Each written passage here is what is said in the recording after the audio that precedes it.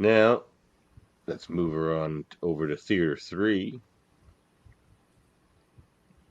Get in the heart of it, the heart of the sea. We'll get to the heart of our podcast and go kill some whalefish.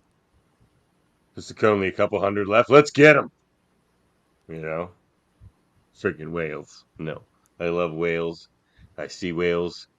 I here on the East Coast, and they are wonderful creatures. So this movie, I don't know if we weren't supposed to feel bad or cheer for or be too engaged in the experiences of the humans, because if we were, this did not work very well for me. Um, I wanted all of these characters to Are you die, not gonna like and talk about the in the cast or the director? Or you just get into your spiel? oh, you're right. In the Heart of the Sea from 2015, starring Chris Hemsworth, Thor himself, who could really strike down a whale. Tom Holland, Cillian Murphy, Benjamin Walker, and Brendan Gleeson, directed by Ron Howard. Okay. Big, So we went lots of from names, a lot of big names there, that's for sure. basically one movie where uh uh was we went from Nazis to a con man to the only other thing that's pretty much as bad as Nazis, whalers. And unlike it's really confusing because like this film, although was a really like well made and it looked beautiful sort of film, It it was a felt Ron Howard film. It was 100% a Ron Howard film. yes. There's something Yeah. about it though. I think it was maybe it was a little too quickly paced, therefore it felt empty. Like Hmm. I felt bad and sympathized with the Nazis in the first film more than I did with the whalers in the third film, which is not a sentence I ever thought I would say, but there I just said it. Now, And this is an uncomfortable podcast. Nazis are more sympathetic than so many things tonight, and it's very disturbing. um, We're finding out we're all big fans. One of a couple weeks fan, Kevin. yeah, I'm not going to any Sunday meetings anytime soon. We're canceled. We're canceling ourselves. So, yeah, this film, I enjoyed it, but to a degree, like I enjoy period piece films, so I was sort of into that degree. But I also found it really distracting to watch Chris Hemsworth speak like Thor with a Mark Wahlberg accent, and it kept throwing me off a lot while watching the film. Which is very it's very poignant when we watch my scene that holds up later. You'll see what I'm talking about. I don't In know. fact, you talk like frickin' Mac Wellbig. Yeah, exactly. That's what I'm saying. Like, they're yes, I get it. They're all supposed to be from Nantucket and all that stuff, New but England, it's yeah. just really funny. And I found the film almost comedic up until the third act when it was like they're in the lifeboats and then shit got real that I didn't even contemplate. I was like, oh yeah, they probably had to do that to survive. And I didn't even think about that until that very moment. I was like, oh, okay. You've got to I eat a guy. I think you described this movie perfectly. My feelings on it perfectly. Hmm. Empty, Mine too, almost. empty. Yeah, empty. I didn't care about any of these characters. It was just the Chris Hemsworth show all the way through. Like there was really nothing else. And even this whale, this whale was supposed to be like tracking them and attacking them like Jaws style, right? How come it's It seemed never that way. around? Like it takes forever for this whale. I don't know. I just didn't There's a care. lot. I don't know. The whale Yeah, I wanted them didn't to care either. bake in the sun for 90 days, you know? It's just Yeah. like, I wanted the whale to kill the humans and destroy their ship. Yeah. Uh, but I, but even when that happened, I was just like, okay, I it I think, feel happened. like they yada yada over the whole movie just to get to eating people. a I feel little like bit, what this yes. Yeah, that was wanted the to be big more like, shocker scene. You know, that was the glooming cloud that hung over old Tom Hiddleston's character's head, or Right. Tom whatever. Holland. Tom Thomas Holland. Nickerson, I believe, his character. Yeah, Brendan Gleeson's character. The old man, old Thomas. Anyway, that's what's like hangs over his head is, you know, the atrocities he had to commit basically in the third act of the whole film. But the film, I feel, kicks itself in the foot because it sets it up like nobody survived. I was the only survivor. So in this whole watching this movie, you're expecting his character to be the only survivor. And then that was on purpose too. It's the way he words that. He doesn't say he was the only survivor. The reporter Melville says to him, "You're the only person living from that ship." So he's just the last one living because he was the youngest one on the ship by far. Okay. Yeah. So that was just a little bit of a wordplay there, but they wanted you to think that. They did that on purpose. See, to me, this movie, again, exactly what you guys are saying, empty, didn't care about anything. Some of the performances are kind of distracting. The CGI is not great. But to me, it's like if Ron Howard had a vending machine and you could just like press a button and get a Ron Howard movie, this might fall out the slot at the bottom, you know? It's like a vending machine of Ron Howard made this. This movie reminded me a lot of like Master and Commander, which I like a lot more than this movie, but you get to the end of it, but you do get to the end of it and you go, why? Like, why did I watch this? Why? What was the point of any of that? I wanted this movie to be more like Perfect Storm, which is what I wanted Murphy to pick because it's a great movie. That is, and it's what this movie wanted you to do. Like Ron Howard wanted you to care about this crew, despite the fact that they're whalers. And you certainly care about the crew on Perfect Storm, like when you watch that movie, right? Like you really do. I find like it's sad. It's like tragically sad. It's a hard movie to watch, like because of that. And I feel like that's what this wanted to be, and no, it's just like a pale tracing of Master and Commander and that. Like even that big, like emotional moment when he's looking at the whale in the eye. I was like, I just don't fucking care. Like the whole time when he's doing that, he's holding the spear, and all I can think of is like, that spear's not going to do shit to that whale. That is the most shoddily fucking made spearhead. Yo, it's got 3 prongs that aren't gonna do shit. Like they're not even sharp. Like Buddy was like making that over a fire, melting a teapot or something. Like it was so like that's not gonna do shit to this whale. Like is he gonna go for the eye and then blind it and piss it off some more so it'll fucking crush your boats and kill you? Because that's what's gonna happen if you do that. So it was more like I don't know if he got a heart or he's just like what's the point? I'm gonna die if I do, you know. And it was all just sort of lackluster. You know, it was like really like what's the point? It's like that's the movie they made, huh? Like that was it. They saw these scenes in their heads and they're like, let's make that movie. I feel like they were just trying to capitalize on the popularity of Chris Hemsworth. And Tom Holland, and Cillian Murphy. You know, which they're like, Ron Howard, you want to work with Chris Hemsworth? Sure. Chris Hemsworth, do you want to work with Ron Howard? Sure. What's the movie about? Moby Dick. Nobody knows. Well, that's the thing, Moby Dick, and like it's like the opposite of Das Boot. Das Boot had to win me over because of its themes and subject matter and stuff in length. This one had to lose me because even though it's about whaling, which I hate, I was just ready to cheer for the whale and be like and excited to watch this action-packed movie where the whale murders the whalers. I was like, yeah, I'm ready for this. And Moby Dick was one of the first classics I read as a young lad, so I still have like fond memories of that book. I have never been able to make it through Moby Dick. Yeah, I like Moby Dick. I don't like it at all. As soon as I saw Melville in this movie, I was like, oh, fuck. Let's get a refresher. Let's watch that trailer, shall we? All right.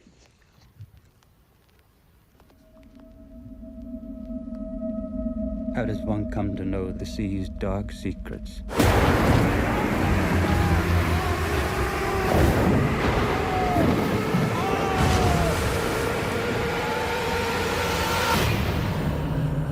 Also, how big were their crew? Was it like 20 people? You know, like I feel like that they should have had way more. I want you to tell me what happened. But it felt like a crew of like 20 guys. I don't expect a writer to understand, Mr. Melville.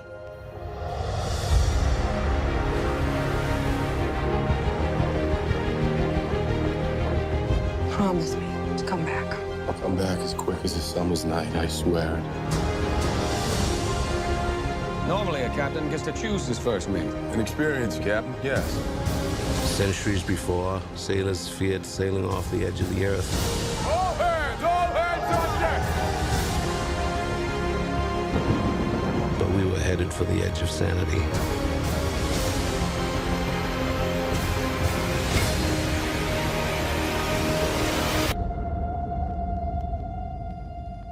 I believe you have seen things no one else has seen.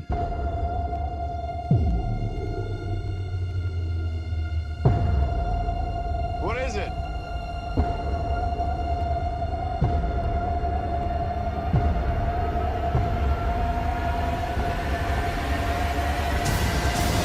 There'll be whales here. Abandoned ship. We can't row away home. Oh my god, it's such a Netflix movie. Yeah, we will. Surely perish out there. We might also You could have picked the survive. perfect storm, Murphy. Oh well. Don't you quit on me. We're going home.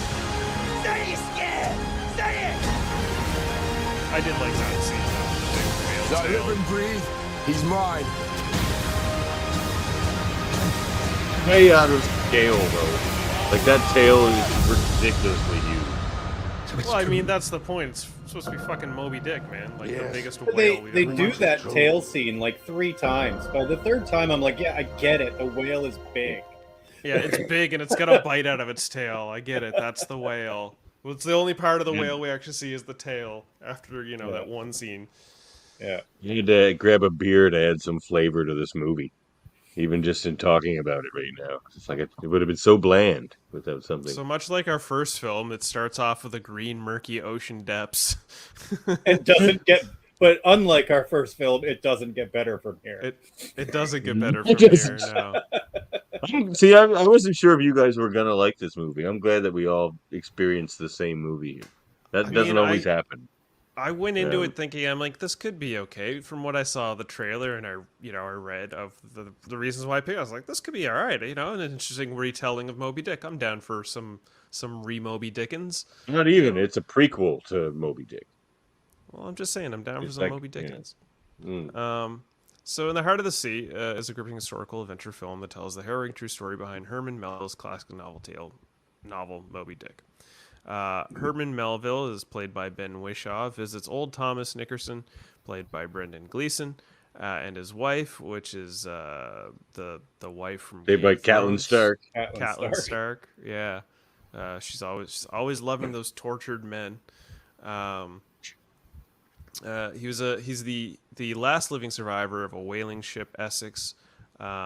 Initially reluctant to share his story, Thomas's wife urges him to speak, believing it will provide him with some relief from his tormented memories.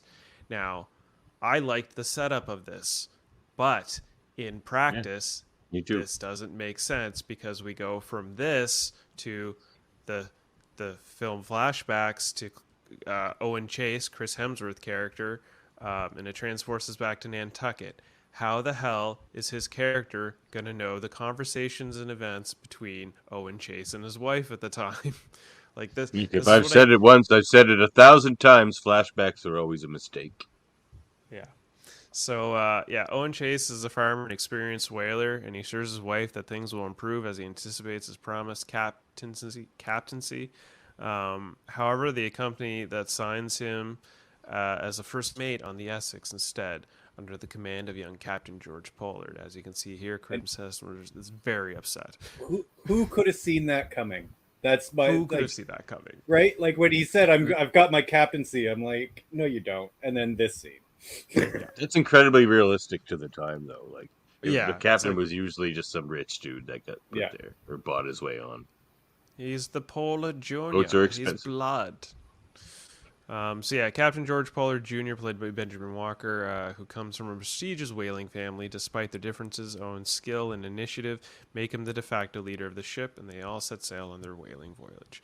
He goes home, breaks the news to his wife, and she's all like, I'd just be happy if you were a merchant, man. He's like, no, I've got to go make us whaling money to move you into the clustered, smoky city over there instead of this luxurious, like, farmland home that we're living on. It looks very peaceful and sanctuary. Like, no, we can't live here. Let's go move you into the city. Yeah, just bad choices and initiatives all around so far. So during their voyage, the captain captures a sperm whale, and Owen's expertise becomes evident as he accurately predicts the whale's behavior. Young Thomas gets his first experience with the whale. Okay, this is my synopsis is jumping a bit, but yeah, they basically chase their first whale and they successfully sink it and all that stuff, or bring it on board, and you get this whole like horrendous scene where, Yeah, I hated it. Yeah, I wasn't a big fan of this whole like chopping up the sea I was of the out. whale. Yeah, But this part, I gotta admit, like it was pretty gross. But I was like, they definitely probably Falling had into to the do veil. this. Yeah, young Thomas Falling gets his into the first experience with whale oil when he's ordered to slip inside the head of a sperm whale to scoop out leftover oil.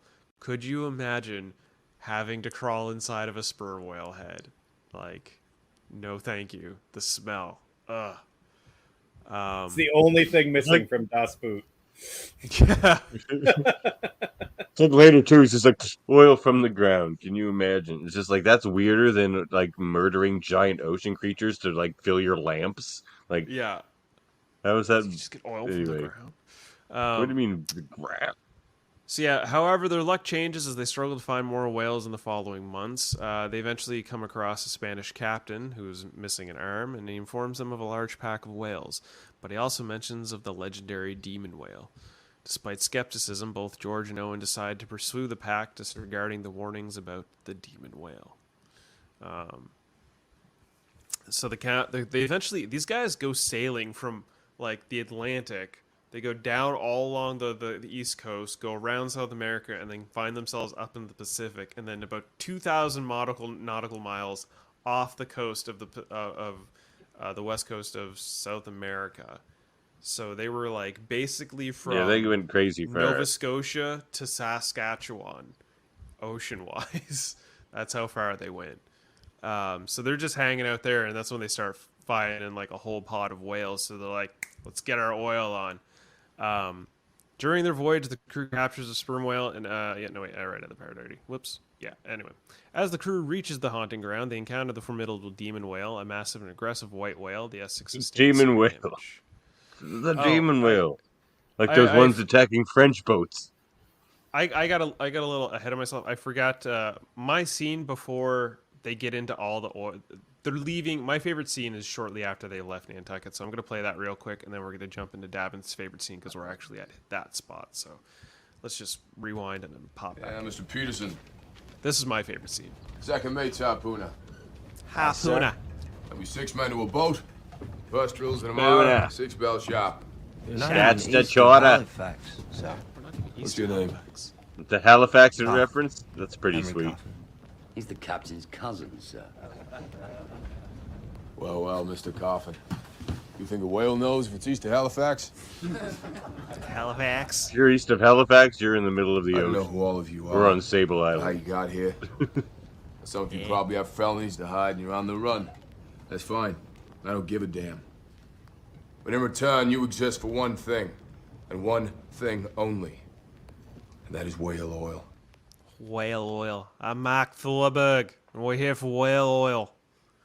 You're like they tried to probably cast Mark Wahlberg first or something. It seems like a Mark Wahlberg role. Like, Yeah, like I'm when he surprised would have been wasn't in this cast. film. Yeah. Weird. So yeah, so that's before they ship off. But now they've shipped off, and now they're getting into the shit where they meet the demon whale, and this is where Davin's heresy comes into play.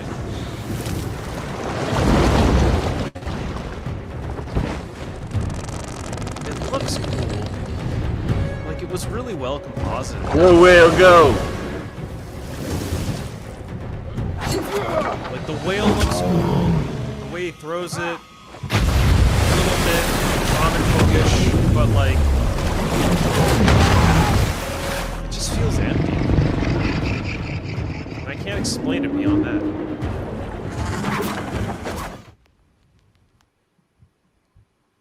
Yeah. So the demon whale, or basically Moby Dick.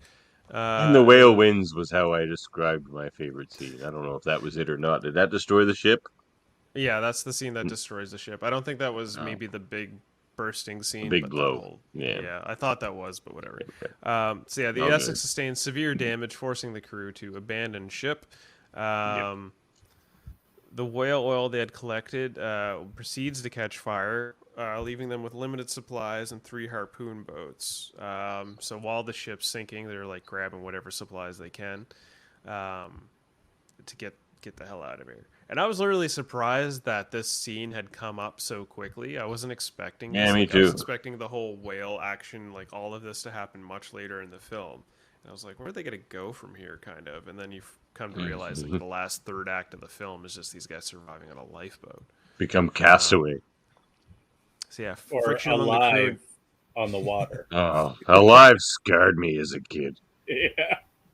Oh, man. So yeah, the friction among the crew intensifies as they face dire circumstances. Their physical and mental states deteriorate. Owen spots a relentless demon whale person instantly following them, leading to further attacks and casualties. Eventually, they're washed ashore onto an island. Well, I don't like this whale slander, this demon whale talk.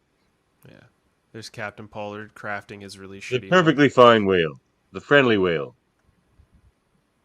So yeah, on the island, Owen discovers a cave filled with decomposing bodies, revealing the grim fate of a previous stranded cruise. I've got a fun movie morsel about that. Who had waited in vain for rescue. Realizing their hopeless situation, Owen suggests they leave the island and continue the desperate journey. As days pass, the rations dwindle and the crew is forced to resort to cannibalism. Okay, that just sort of jumped over a whole bit there. Yeah, Cillian Murphy's character here, he gets like a really bad head injury at one point, and he's like, I'm just going to chill on this island and die with this bottle of booze on my lap. You guys have a good one. I'm not going back out there. I'm done. I don't blame him. Yeah. I was pretty done with the movie at this point, too. Yeah. Agreed. So yeah, they go back out in the sea, and that's when the real atrocities happen. He doesn't want to tell the story, but his wife's like, tell the story, old Tom. But his wife's like, go ahead, I'll still love you. So he proceeds to tell the story about how he ate his that buddies. scene is supposed to be super emotional, and she's like, Yeah. "Oh, I still didn't care." Yeah, it was.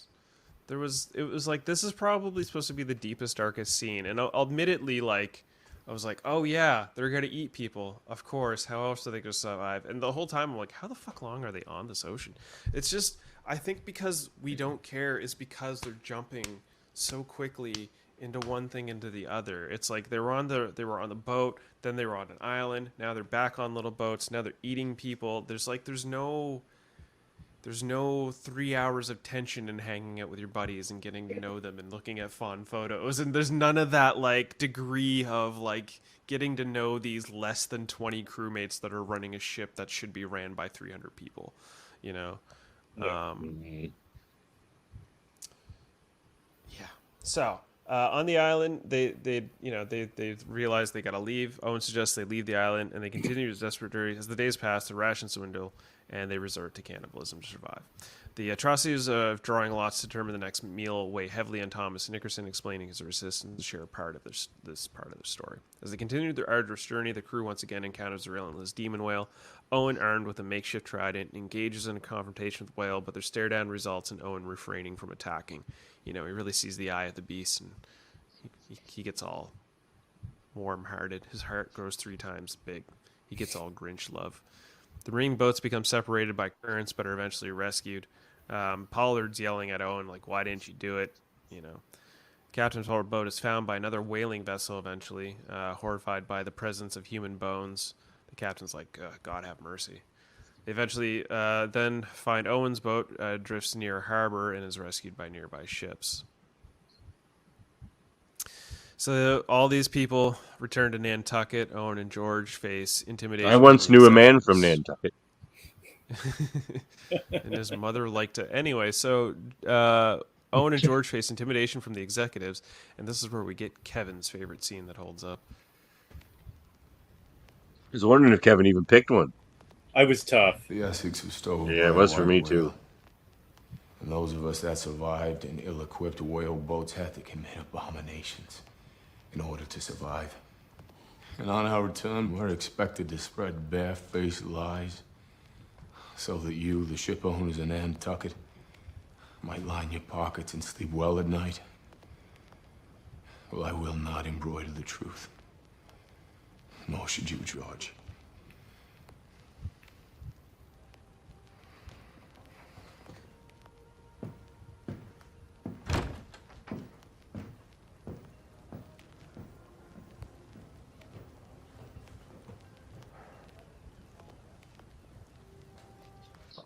George, gotta ponder it. So yeah, basically they're asked. So why is that your favorite scene, Kevin? Yeah, why It's is that your just favorite that, like, even before that, like, Pollard is like, he's ready to lie right away. Like, he's definitely not this man of integrity. And I like that speech after. And also, I had to pick something. Fair enough. So yeah, It was more thought than I put into it. I just said when the whale wins. So Owen refuses to compromise integrity and speaks truthfully about the ordeal during the inquiry. Eventually, Owen decides to leave Nantucket, parting ways with George. Before departing, Owen presents Thomas Nickerson with a whalebone pin, a symbol of whaling prowess that Thomas had admired since boarding the Essex. In the present, an elderly Thomas Nickerson still holds on to the whalebone pin given to him by Owen. George, under oath, eventually, tells the truth about the whaling, much to the chagrin of all the whalers, or the head honchos. Herman Melville visits Thomas once more and inquires about the facts he will include in his story. Thomas expresses relief, believing that Melville will likely admit the atrocities they endured from his narrative. Melville assures Thomas that he will add some and leave out others in his retelling of the story. With that, Melville departs, and the darkest memories, or in the darkest moments, may not be immortalized in Melville's tale. In the Heart of the Sea is a powerful and visceral film directed by Ron Howard, featuring remarkable performances by Chris Hemsworth, Benjamin Walker, Tom Holland, Brendan Gleeson, and Ben Whishaw. It explores the resilience of the human spirit in the face of unimaginable hardships, delving into the untold story that inspired one of literature's greatest novels, Moby Dick. So yeah. yeah. All right. Well, Was it an American epic? Well, Moby Dick was. Moby Dick was. Which performance would you hold up, Kevin? None. Literally none. I'll tell you whose performance I would pick up, the old man. He was pretty good. Brendan Gleeson? Yeah, I would pick him. If the only one that I thought was good at all, yeah. I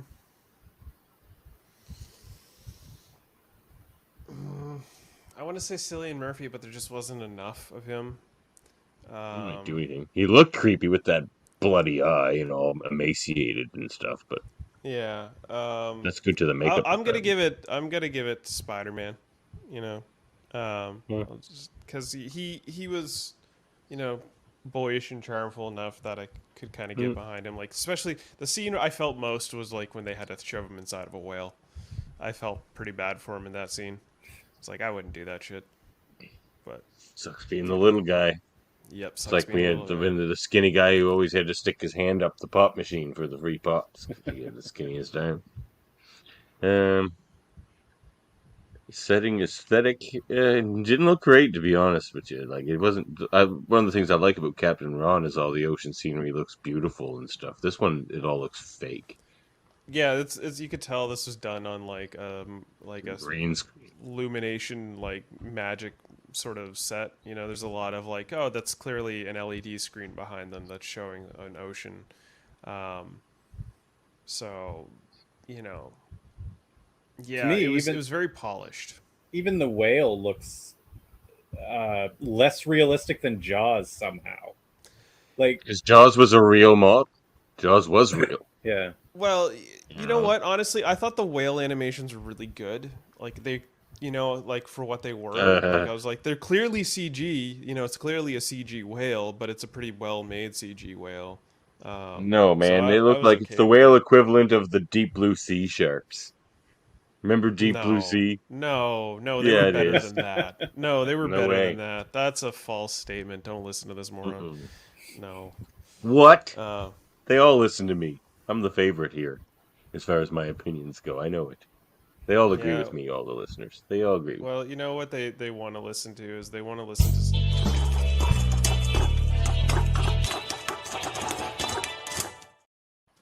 I know what? Morsels. Delicious. 2015's In the Heart of the Sea. Part of this film was shot in the Canary Islands. John Huston's Moby Dick from 1956 was also shot in the Canaries. In the film, Herman Melville himself interviews Nickerson, a survivor of the Essex, and eventually uses his tale as the starting point for his novel Moby Dick. In reality, while it's true that the sinking of the Essex inspired Melville, in particular Owen Chase's account of the events, Nickerson wrote down his memoirs for a minor writer who never used them. The manuscript surfaced in someone's attic in 1960 and was published in 1984. There's no account of Nickerson ever meeting Melville or interacting with him. Melville did, however, meet George Pollard in 1852. Speaking of the Ron Howard vending machine of movies, this is the 6th of 7 films directed by Ron Howard based on a true story. A month. Oh. The others are Apollo 13 from 1995, A Beautiful Mind It's a good from movie. 2001, Cinderella Man from 2005, Frost Nixon from 2008, Rush from 2013, and Hillbilly Elegy from 2020. Frost Nixon was better than it had any right to be. I don't think I've seen it. Cousin Dave picked Apollo 13 for his next appearance on this show next season, so it'll be making an appearance on this podcast. Yeah, it'll be a good time. Before Benjamin Walker was set to play the captain, other actors were considered included Benedict Cumberbatch, Tom Hiddleston, and Henry Cavill. Which I'm kind of glad they didn't pick any of those guys, because Benjamin Walker played Pollard pretty well. I liked his sort of like disingenuous captain-esque sort of aloofness. I feel like if they got Cumberbatch or Hiddleston or Cavill, Cabbage Patch? We would just look at them as those actors more so than the captain they should be. That's what this whole movie was, though. It's just like it's Thor and Spider-Man being uninteresting and unendearing instead of like Thor and Super Spider-Man. With That bad should be the Boston new accents. byline. Thor and Spider-Man being uninteresting.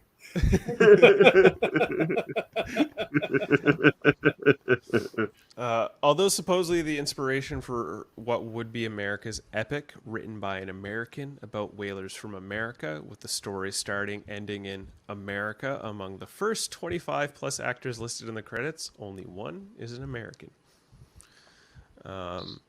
This movie happens to reunite cast members Cillian Murphy, Paul Anderson, and Charlotte Riley, who all appeared in Peaky Blinders. So not only did we get Peaky fucking Blinders.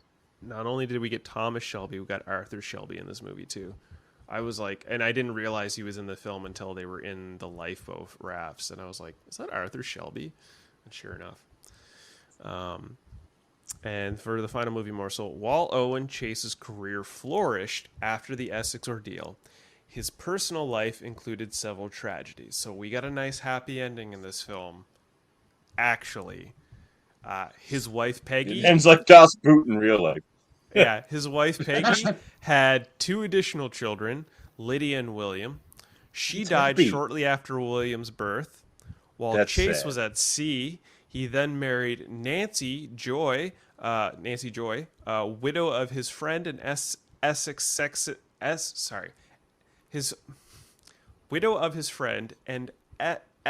second mate Matthew Joy, Cillian Murphy's character. So basically, his wife died. He went wedding every time.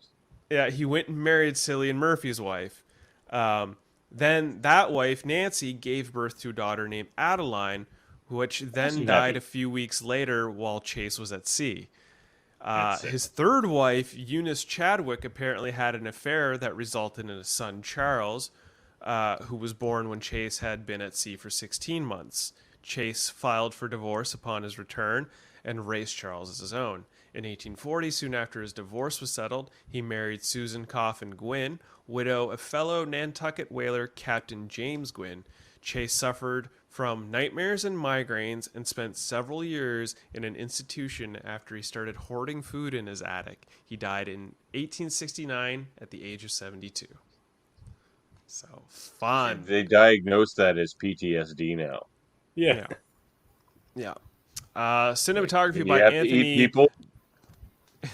Cinematography by Anthony Todd Mantle. Edited by Dan Hanley and Mike Hill. Music by Brogue Benoit. Release date of December 7th, 2015. Running time of 122 minutes. A budget of $100 million with a box office of $93.9 million. You know why? Box office. Because It's a Netflix movie. no, this movie was actually released in theaters in 2015 between the weekend releases of Hunger Game, Mockingjay, and Star Wars, Phantom Menace, I think. I actually would have went to see this if those were my three options. So yeah, Yeah.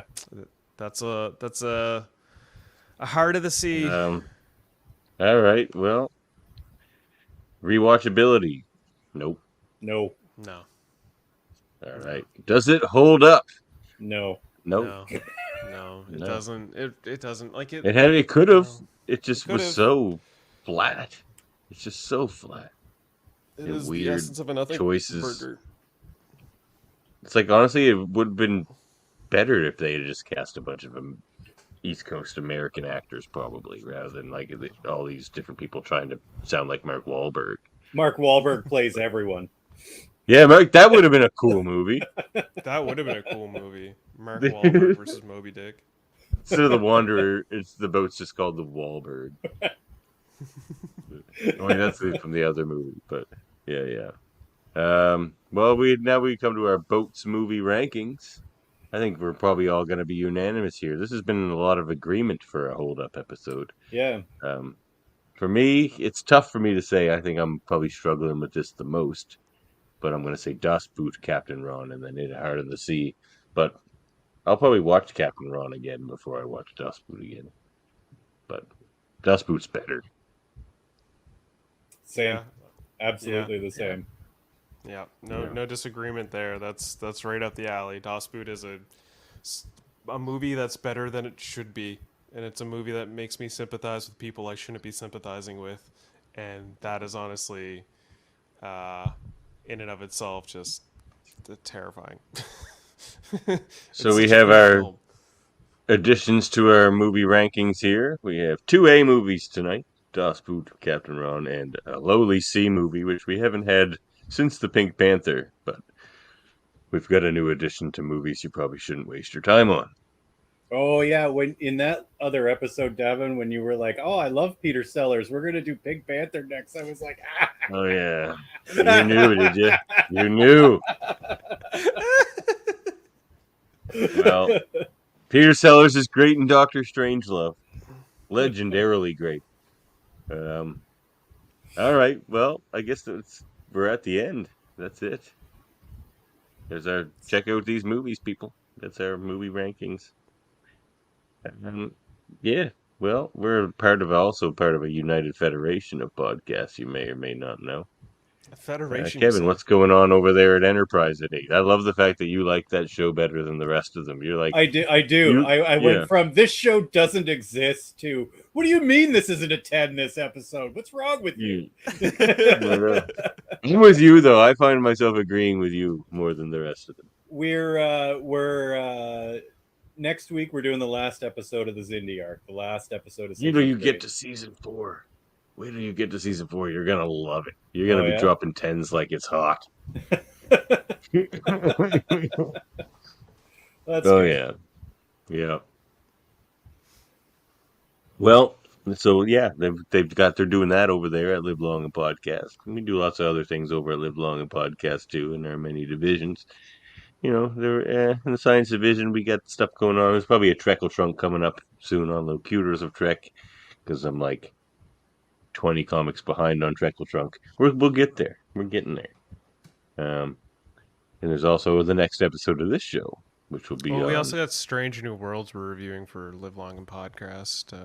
Of course. You know, there's that you might want to check out. That's tomorrow night. Live tomorrow night. Yeah. Kevin, what are your thoughts on Strange New Worlds this season so far? Oh, I'm loving it so far. Yeah. Even the last episode. Yeah, I didn't love it as much as some of the others, but I thought you hated it as much as me. No, I did not hate it as much as you. It was hard to listen to that podcast though. You guys got a lot of stuff wrong. Yeah, Kevin was correcting us after the fact. He's like, you guys are making me cringe here. Next time, just come up, join the podcast and correct us so everybody. Oh, I can hadn't hear. watched it yet when you guys were doing the podcast. So the next episode of this show is on disasters, and we'll have Adam Woodward on with us. And of course, there's X-Rated, the X-Men animated review show. We just did our season 4 finale, where we had guest Marvel Comics artist extraordinaire, and lots of other things. Ninja Turtles, lots of good comics. He's doing Ninja Turtles, Stranger Things crossover comic right now. Adam Gorham, it was our guest reviewing the last episode of that, and we just previous to that, we pre-recorded our next week's episode, which is going to be an interview with Christopher Britton, the voice of Mr. Sinister. It was an awesome interview. Cool. Can't wait for y'all to hear that. Oh, it's a good interview. It's a very cool guy. Coolest cast ever. All the cast of the show and the people behind the scenes have been awesome so far. And of course, my co-host there has the Graphic Histories podcast. He just released an episode with Tara Odiebear. That was a good episode. She's a very good artist, doing a feature-length film. Go check that out. Super Mater Brothers, they review reality shows, and we also do the Mary Mater Marvel Society over there. Yeah, we'll be reviewing Secret Invasion next. I got to go watch the 3rd episode of that when we're done here, I think, actually. And then there's Aiming on Track. I don't know when the next episode. It's been a bit of a lull there. Probably one coming out soon. I'm not sure when Aiming on Track will be back, but soon enough. Yeah. And Trivial Debates. What's going on there, Murphy?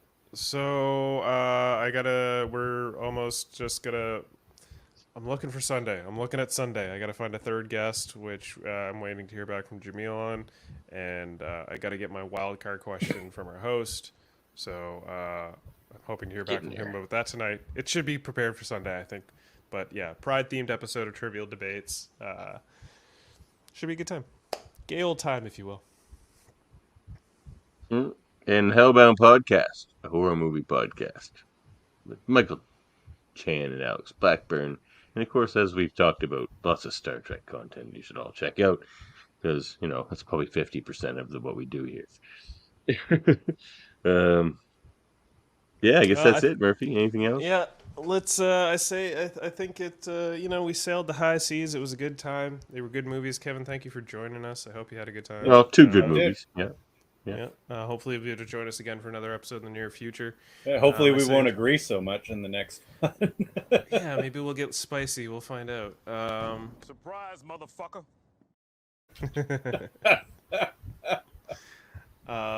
So we're gonna take this. Take the ship to shore, tie it down, and say goodnight. As always, I want to thank you guys for joining us here at Hold Up a Movie Podcast. Subscribe, like, join us, and share, if you will, on the next episode. We'll leave you with these coming attractions, and as always, enjoy the movies.